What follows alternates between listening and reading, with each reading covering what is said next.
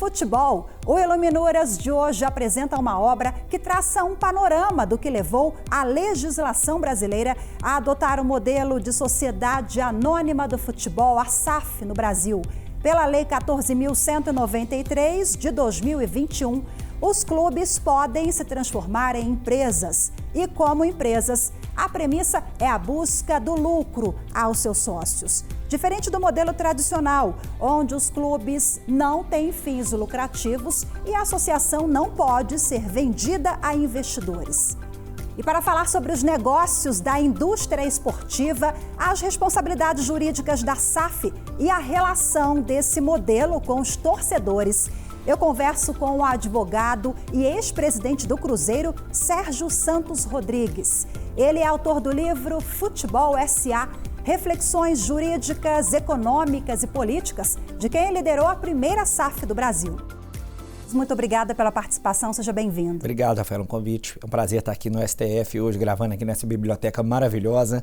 É um lugar que eu acho que a gente tem que ter cada vez mais espaços assim. O senhor participou da negociação toda, do fechamento ali da SAF da Raposa com o Ronaldo Fenômeno em 2021, assim como da tramitação da lei lá no Congresso Nacional. Conta pra gente o que o leitor pode esperar, e foi daí que surgiu a criação do livro, presidente? Foi porque é tanto bastidor interessante que tem nisso, e às vezes o pessoal me via lá, o time numa situação não tão boa, eu de terno vindo para Brasília, o pessoal, presidente, que você vai fazer em Brasília, tem que estar contratando jogador. A gente falava, estou preocupando com o futuro do Cruzeiro, né? Que na instituição ser mais perene, ser duradouro e não ficar nessa loucura que a gente está. Então eu quis contar um pouco desse bastidor, de todo mundo que ajudou ao lado, né? Desde o senador Rodrigo Pacheco, que prefaciou o livro, que é o presidente do Senado, ao relator, o senador Carlos Portinho, ao deputado Fred Costa, que foi relator na Câmara, presidente Arthur Lira, enfim, todos os presidentes de clube que se juntaram nesse movimento para mostrar a importância do projeto num momento complicado, que à época a gente estava no chamado rito Covid, tanto na Câmara quanto no Senado, então tinha que pautar matérias de urgência, a gente tentando sensibilizar, mostrar, mas sempre fomos muito bem recebidos, e acho que todos esses atores que eu fiz questão de elogiar aqui no livro, né, fizeram parte disso. E da mesma forma a primeira negociação, que foi a do Ronaldo. Então tem uns bastidores aí de como que a gente chega na XP, que muita gente pergunta, de como que a gente chega no próprio Ronaldo. É um livro bem didático que eu recomendo para todo mundo. Fiz questão de fazer um livro não 100% jurídico, ou seja, vai o jornalista, vai a pessoa que gosta do futebol, todo mundo que quer entender um pouco mais de como funciona a SAFs no mundo e aqui no Brasil, como que ela foi implementada. O senhor apresenta vários exemplos práticos ali, né? Inclusive de tentativas de profissionalização da gestão do futebol, naquele modelo por meio dos clubes, empresa, antes da SAF. Né? Qual é a grande mudança e por que a gente não conseguia emplacar antes desse modelo aprovado em 2021? Porque ela traz, exatamente, eu detalho isso bem, isso começa com a chamada Lei Zico, a criação dos clubes empresa, década de 90, o que se buscava ali era financiador da loucura. Por isso que eu falo, o que é a loucura? É aquele modelo do clube associação, do presidente que deixa o clube acabado, levanta 2 troféus e todo mundo aplaude porque ele ganhou 2 troféus. Só que os que aplaudem não entendem que esse presidente está enchendo o copo de água que uma hora vai transbordar. E às vezes vai ter que achar uns loucos, tipo a gente, que pega na hora que transborda. Não é todo mundo que vai querer fazer isso. Então, aquele modelo lá atrás serviu para isso. Os clubes conseguiram alguns parceiros que investiam do futebol, mas só contratava, pagava salário. O dia que esses parceiros saíram, esses clubes não tinham sustentabilidade. Né? Então, é o exemplo que eu cito. O Cruzeiro foi o único clube que não caiu imediatamente após isso acontecer.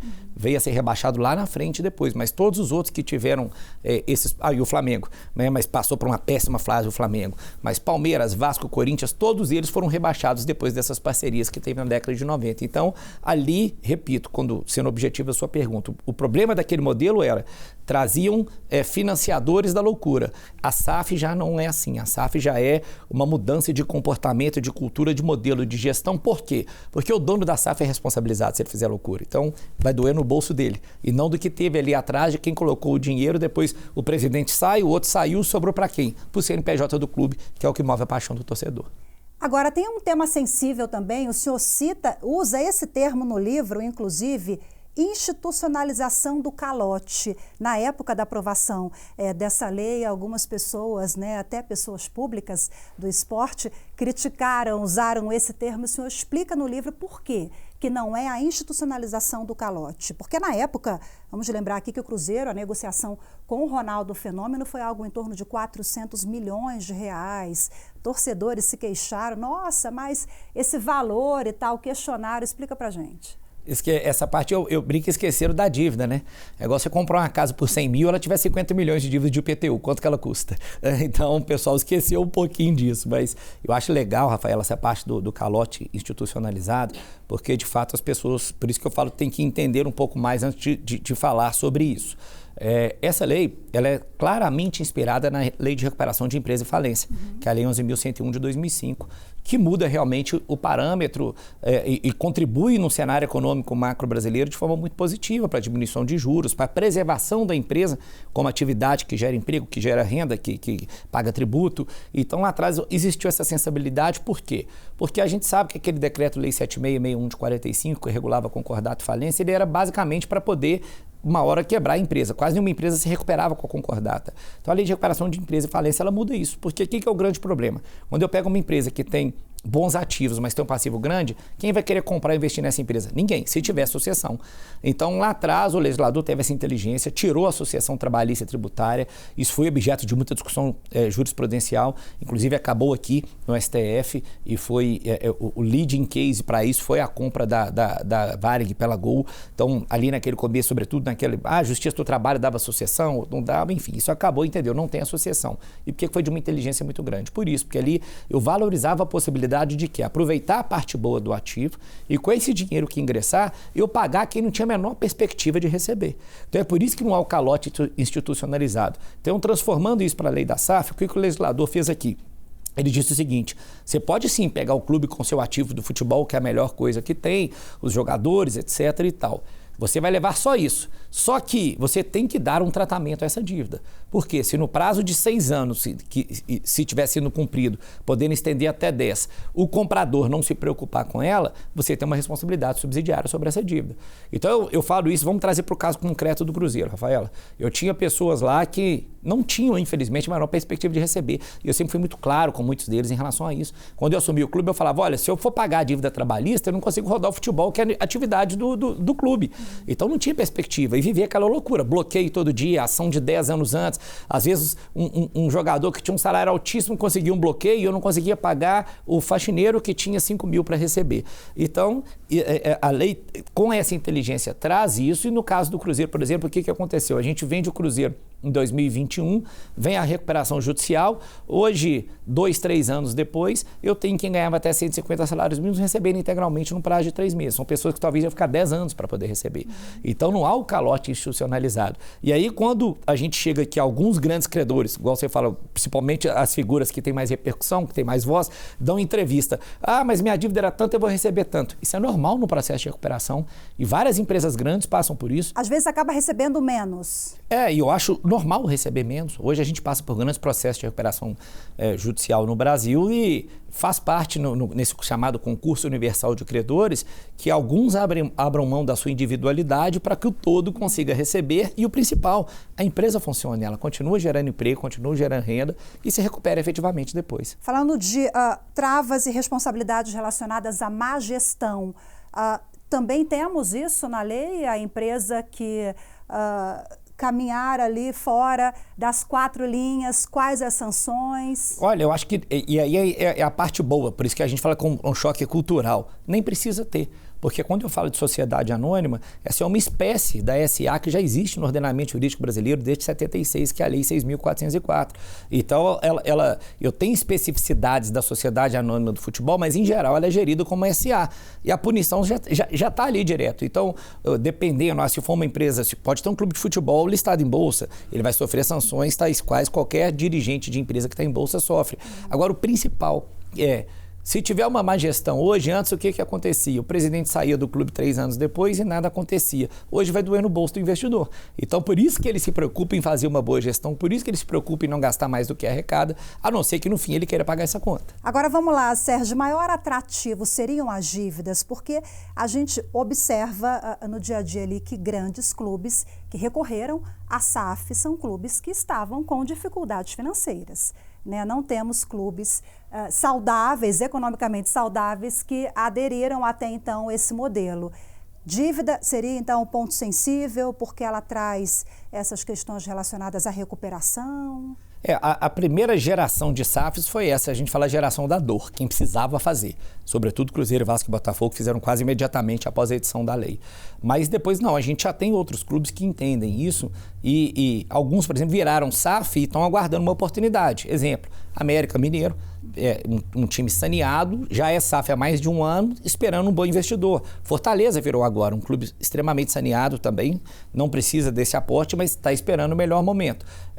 Atlético Mineiro já fez também, mas fez como? Fez um modelo diferente, porque os investidores atuais eram os atleticanos apaixonados que já tinham aportado quase R$500 bilhão lá. Então agora eles usaram essa dívida para poder entrar no quadro societário do clube. Então existem vários modelos diferentes. Eu acho que no fim todos vão fazer, mas de forma diferente. Por exemplo, nada impede que o Flamengo, que tem a maior torcida do Brasil, que gera uma receita absurda que ultrapassa do bilhão, chegar lá na frente e falar, olha, eu quero captar mais recursos, então eu vou abrir meu capital e vender 10%. Entendeu? Ele não vai passar gestão, não vai passar controle societário, mas ele vai usar como forma de captação de recursos, tal qual várias empresas que são saneadas no mercado comum fazem o IPO. Então vai ser um caminho normal para a captação de recursos, sem dúvida nenhuma. Esse modelo já funciona na Europa há muitos anos, né? Há algumas décadas. Demorou a chegar no Brasil, na sua avaliação, e por quê? Se funciona bem em tanto lugar, porque demora, né? Eu faço um pouco desse histórico no livro também, Rafaela, para você ter uma ideia da maturidade do mercado europeu. Em 1983, o Tottenham, que é um time tradicional, já estava na Bolsa de Valores de Londres. E depois as legislações lá de Itália, França, Portugal, Espanha, sobretudo, remetem à década de 80, 90. Por que demorou a chegar aqui? Medo, essa mudança que existe, esse medo que existe do novo, essa questão no Brasil da paixão ser muito arraigada e o torcedor às vezes entender que, o modelo empresarial não combina com futebol, uma mudança do próprio mundo em geral. Quando você vai pegar a história do esporte, igual eu coloco aqui, se a gente pegar na década de 60, o time do Cruzeiro, que ganhou do Santos lá de 6-2, que foi um dos maiores times da história do futebol mundial, era um time que os jogadores eram sustentados pelos os frequentadores do clube social, por aquelas cotas. Eu não tinha profissionalismo no futebol. Só que isso mudou, né? Tanto que o exemplo, a brincadeira que eu faço o Cruzeiro era um clube social que tinha um time de futebol. Uhum. Na hora que você chega nos anos 2000, década de 90 já é um time de futebol que tem clubes sociais. Então isso acabou. Isso mudou, a indústria do esporte cresceu demais. Então acho que foi um caminho natural de evolução. Se dá certo lá, como a gente não tem dúvida nenhuma que dá. Até porque essa época que a gente falou da época de 60, o Santos ganhava do Real Madrid. Hoje é impossível a gente pensar, vai ser uma raridade, né? Qual foi o último time brasileiro que conseguiu ganhar? foi o Corinthians em 2012, nós falando de 12 anos atrás. Por quê? Porque eles tiveram essa concepção antes e entenderam. Eu tenho que fazer o clube ser negócio, eu tenho que pôr receita para poder investir. Eu acho que a gente vai chegar lá ainda. Sérgio, vou pedir licença da nossa conversa agora. Daqui a pouquinho eu quero falar mais sobre essa paixão, né, e a relação dos torcedores que não compreendem muito bem. E quero falar sobre as outras obras também, mas daqui a pouco a gente volta ao papo. O Iluminuras faz uma breve pausa e volta já.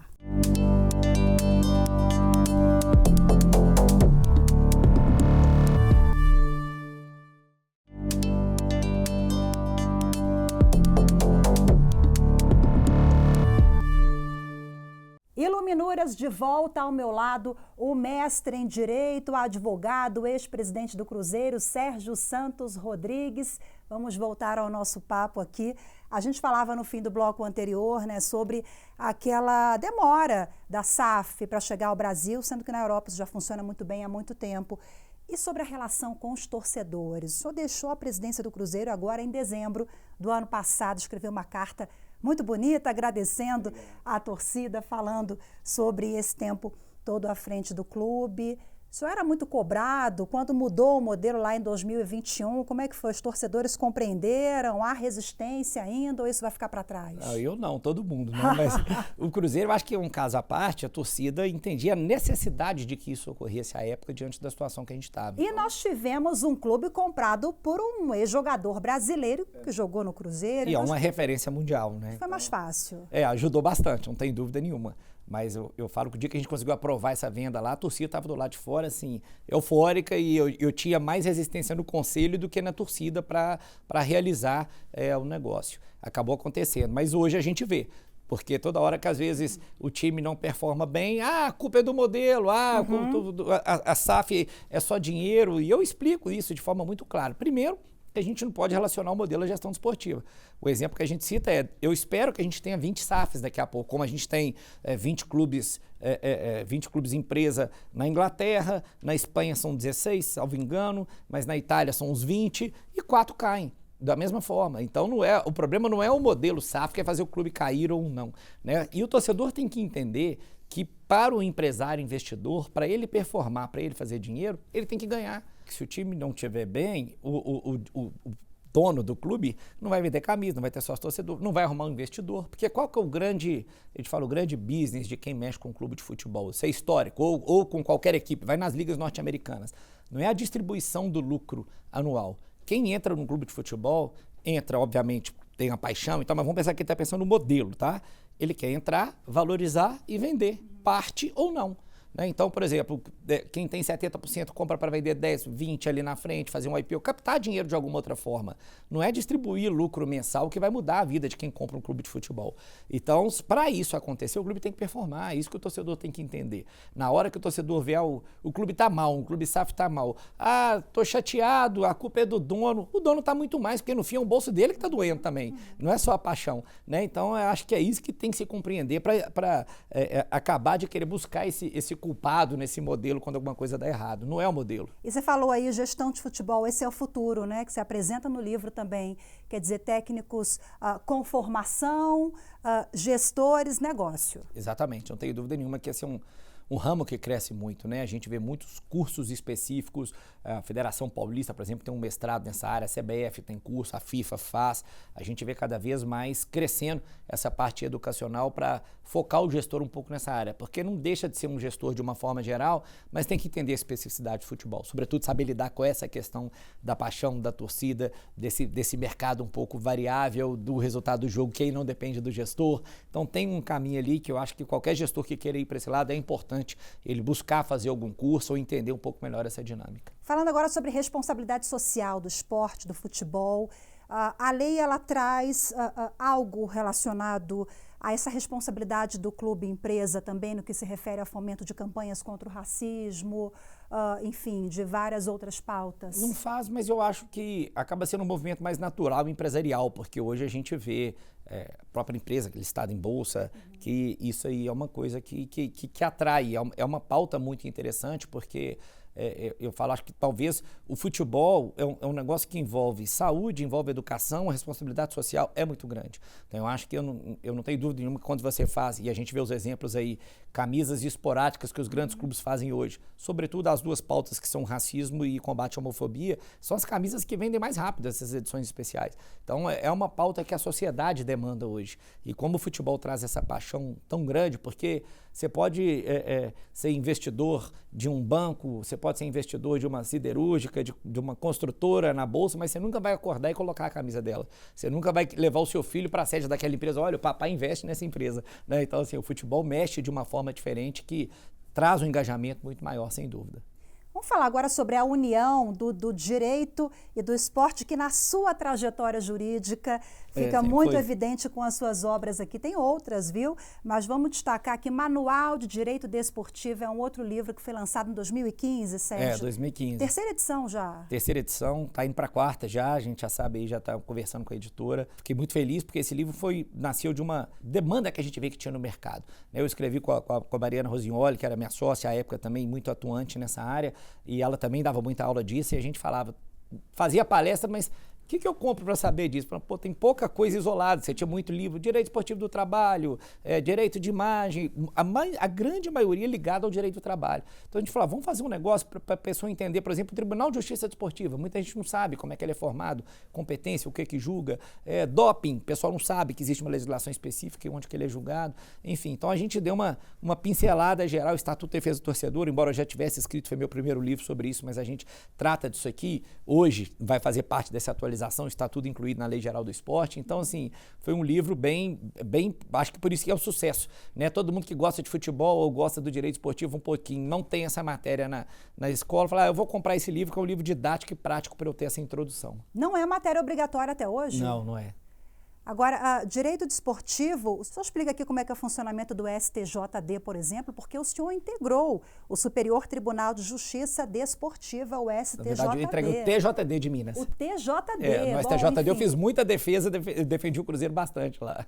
Conta pra gente, é um órgão do Poder Judiciário ligado à estrutura também independente, tem regras próprias? Eu acho interessante porque é um tribunal, chamado de tribunal, mas não é ligado ao Poder Judiciário. Ele é previsto na Constituição da República e ele é ligado sempre à entidade de administração do desporto. Então, o do futebol é ligado à CBF, o STJD. O, por exemplo, que eu participei do TJD de Minas, é ligado à Federação Mineira de Futebol. E aí, através, ele tem a Constituição dele prevista numa lei, na Constituição Federal, e nós temos embaixo uma lei federal regulando ele e as normas internas dele por resolução do Conselho Nacional do Esporte. Então, eu defendo bastante. Defendo por quê? Porque aqui a gente tem mania já de criticar qualquer decisão que a gente não concorda.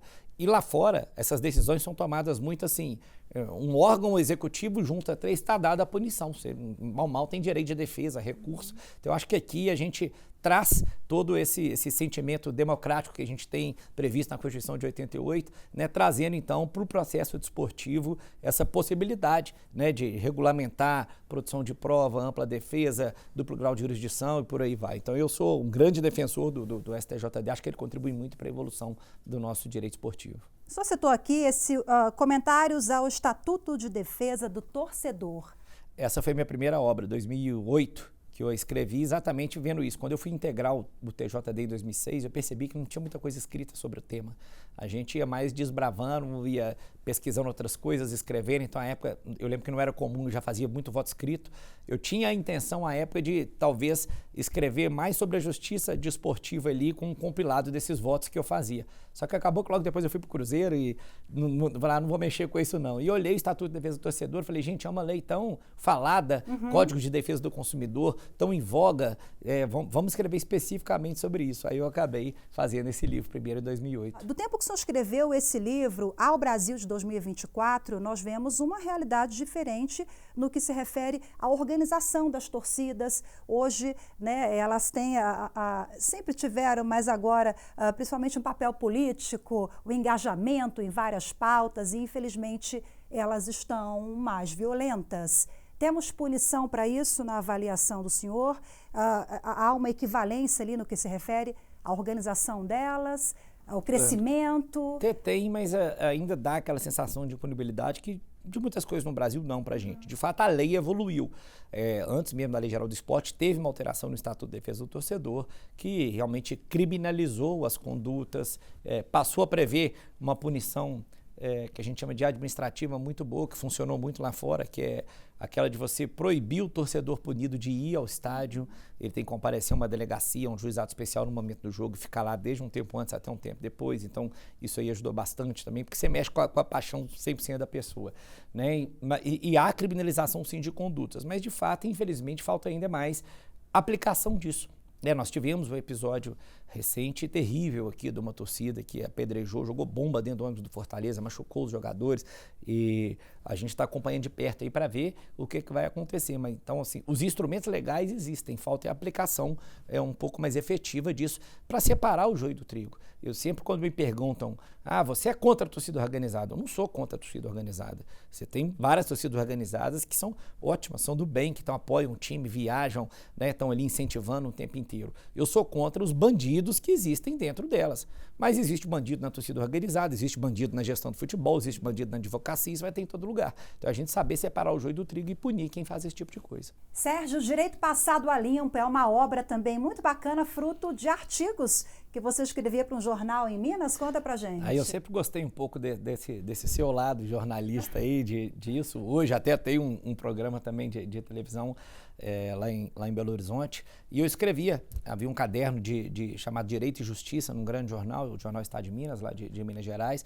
Eu escrevia semanalmente. E acabou que foi uma demanda também, vários amigos, e aí sobre todos os temas. Pegava um pouco até direito de família, mas direito empresarial, direito constitucional, enfim. Ia pegando temas que eu via até no meu próprio escritório, teses e tal, e escrevia de uma forma mais fácil para as pessoas lerem. Eu gosto muito de simplificar.